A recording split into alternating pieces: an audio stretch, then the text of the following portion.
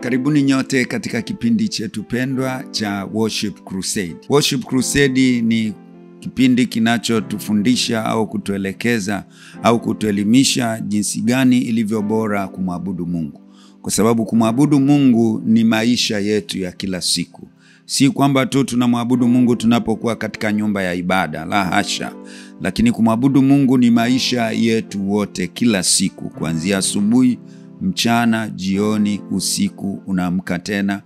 Yote ni kumwabudu Mungu. Jinsi ambavyo tunamuishia Mungu katika maisha yetu ndiyo kuabudu. Kwa hiyo kipindi hiki kinatuelekeza jinsi gani ya kumwabudu Mungu au jinsi gani ya kumuishia Mungu, kwa sababu Mungu ametuumba kwa mfano wake na kwa sura yake. Kwa hiyo tunahitaji kuishi katika mapenzi ya Mungu, na mafanikio yetu yako katika kufanya mapenzi ya Mungu. Siku ya leo tutakwenda kuangalia ya kwamba jifunze kutokana na makosa ya watu wengine.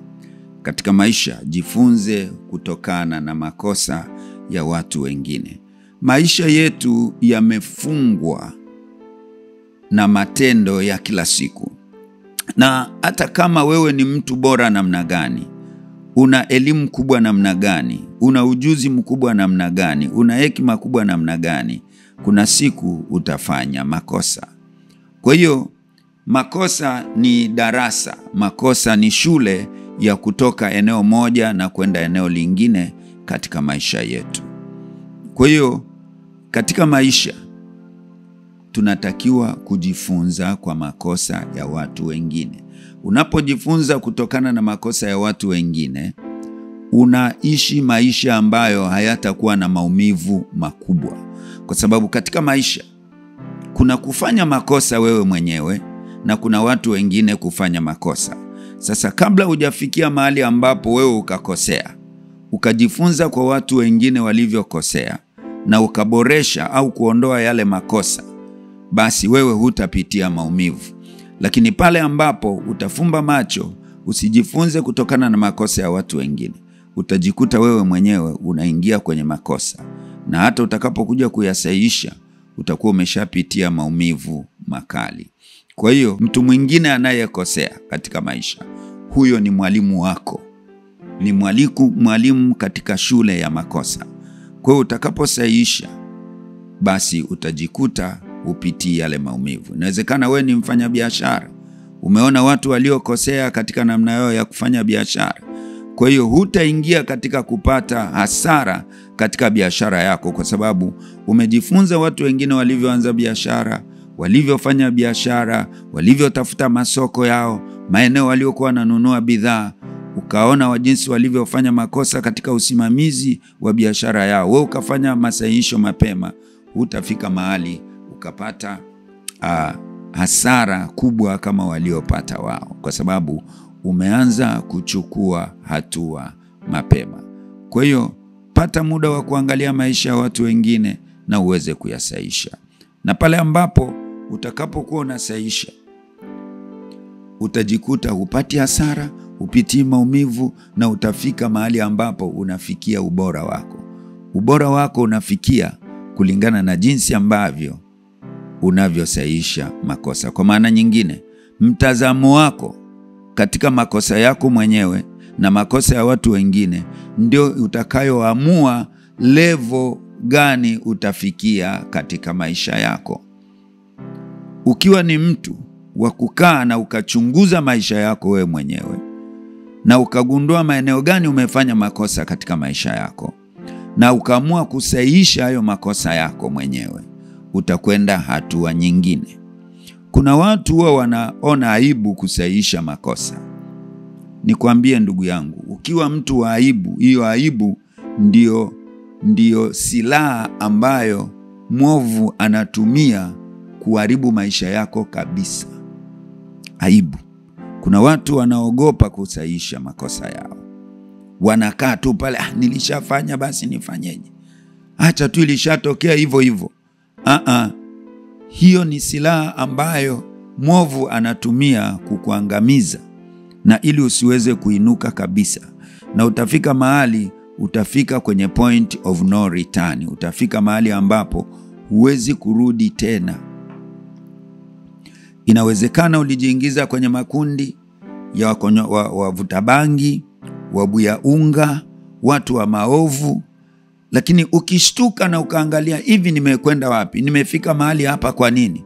Ukaamua kuacha na kurudi katika misingi iliyo bora ya kimaisha. Nikwambie, watu watasahau historia yako, na zaidi watakuja kukucelebrate, watakuja kukushangilia. Kwa hiyo ni vizuri ukawa ni mtu wa kujisaisha na kurudi kwenye misingi iliyo bora, na hapo ndipo utakwenda hatua moja hadi nyingine katika maisha yako. Hata neno la Mungu limeandikwa, kuna watu mashujaa, walikuwa mashujaa lakini walifika mahali wakaanguka. Lakini mambo yale yameandikwa kwa ajili yetu sisi au kizazi chetu, tuweze kujisaisha, tusiingie kwenye makosa ambao walifanya. Neno la Mungu linasema katika Warumi sura 15 mstari wa 4 ya kwamba kwa kuwa yote yaliyotangulia kuandikwa yaliandikwa ili kutufundisha sisi, ili kwa saburi na faraja ya maandiko tupate kuwa na tumaini. Tupate kuwa na tumaini. Mambo yameandikwa. Mashujaa, akina Suleiman, tunajua mahali gani walifanya makosa. Akina Daudi, mahali gani walifanya makosa. Kwa mengine walisahihisha wao na wakajikuta wameendelea kuwa mashujaa, kuwa watu wenye hekima, kuwa watu waliojulikana, kuwa mashujaa, watu hodari mpaka leo. Kwa hiyo tunajifunza kwao. Wako kina Musa, tumejifunza kwao. Kwa nini hawakuingia Kanaani? Hawakufuatilia yale, walifanya makosa katika kufata maagizo ya Mungu. Kwa wewe na mimi siku leo tunahitaji tujifunze. Tunapotaka kwenda hatua nyingine, ni muhimu sana tuingie katika darasa la kujifunza makosa na kuweza kuyaondoa. Kuna mtu mwingine atafanya kosa leo, kesho amelirudia, kesho kutwa amelirudia. Hilo si jambo jema. Mwingine kuna makosa walifanya wazazi wao na yeye anakuja kuyarudia tena. Kwa hiyo unafika mahali unaanza kusema, familia yetu ni ya hivi hivi bwana. Baba yako alioa wake 2 watatu na wewe leo unataka kuoa wake 2 watatu. Unarudia makosa yale yale. Kumbe unatakiwa ujifunze kwa yale ambao yalifanyika kwa watu waliopita na wewe ukaweza kuyasahihisha. Unaweza ukaona maumivu waliopitia ndugu zako baada ya kufanya makosa. Kwa nini na wewe tayari kuingia kwenye maumivu hayo? Kumbe ukiingia kwenye darasa la kujifunza kutokana na makosa, wewe utabadilisha mitazamo ya familia yako, utabadilisha kesho ya familia yako, na uzao unaofuata baada ya wewe utakuwa ni uzao bora, na utatengeneza familia yako kuwa familia yenye ubora sana. Jifunze hata kwa wapumbavu, jifunze hata kwa wajinga. Kuna makosa waliofanya mpaka wamefika mahali kuwa wajinga au kuwa wapumbavu. Kuna mtu alikataa kujifunza, ndio maana anaendelea kuwa mjinga.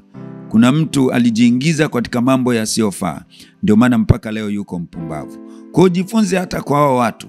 Utajifunza kutokuwa mpumbavu, utajifunza kutokuwa mjinga. Ni pale ambapo utaacha kujifunza ndipo utakuwa umeharibu maisha yako kabisa. Na ukijifunza ukaacha mambo mabaya, hakuna mtu atakucheka, bali kila mtu atakucelebrate, na kila mtu atakuja kujifunza kutoka kwako. Asema, bwana ulifanyaje? Mimi nilikuwa mbuya unga bwana. Mimi na buya unga nashindwa kutoka. Wewe mwenzangu ulitokaje? Mimi nilikuwa mtu wa maovu, sipendi watu, mtukanaji, mgomvi, lakini wewe naona umebadilika. Umeachaje hayo mambo? Naona ndugu yangu, wewe biashara yako inaenda vizuri. Zamani ulikuwa ni failure katika biashara, lakini leo naona biashara yako inaenda vizuri. Ulikuwa ni profession yako ilikuwa inakushinda. Zamani ulikuwa ufanyi vizuri darasani, siku hizi unafanya vizuri darasani. Imekuwaje? Ulisahihisha, ulitumia mbinu gani mpaka leo umejisahihisha? Watu watakuja kwako, watu watakukimbilia. Utakuwa ni mtu mwenye hekima na utajulikana kama mtu mwenye hekima. Hekima huja kwa kuondoa makosa. Mungu akubariki sana kwa kuelewa jambo hili. Ni muhimu katika maisha yetu ya kila siku. Na mtu hufikia kuwa mtu mwenye hekima pale ambapo anajifunza kutoka kwa makosa yake yeye mwenyewe na kwa makosa ya watu wengine, akayasahihisha na kufanya mambo bora. Anaonekana ni mtu mwenye hekima katika jamii. Ninakuombea sana uwe mtu mwenye hekima katika jamii, kwa sababu huko tayari kurudia makosa uliofanya na wala hauko tayari kurudia makosa ya watu wengine waliofanya. Mungu akubariki sana. Karibu sana Restoration of Heart International Church. Tuko Segerea mwisho, barabara inayoelekea ofisi ya kata, barabara ya Ngorongoro namba 17, tunapatikana pale. Na utaona kanisa letu liko upande wa kushoto. Kuna bango moja limeandikwa Restoration of Heart International Church.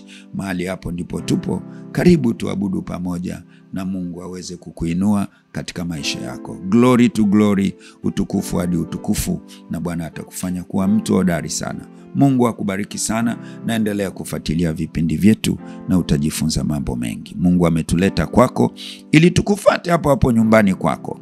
Tukufuate kwenye kiganja chako katika simu yako ya mkononi. Haijalishi uko barabarani, uko kwenye gari, uko mahali gani, sisi tunakuletea habari hizi ambazo zitasaidia maisha yako yaweze kuboreka. Mungu akubariki.